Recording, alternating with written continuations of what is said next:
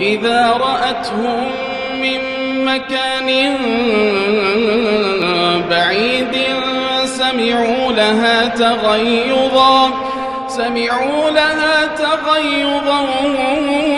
وزفيرا وإذا ألقوا منها مكانا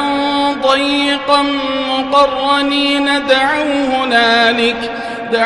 هنالك ثبورا لا تدعوا اليوم ثبورا واحدا وادعوا ثبورا كثيرا قل أذلك خير أم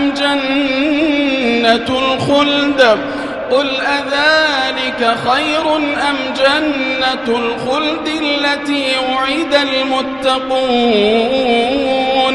كانت لهم جزاء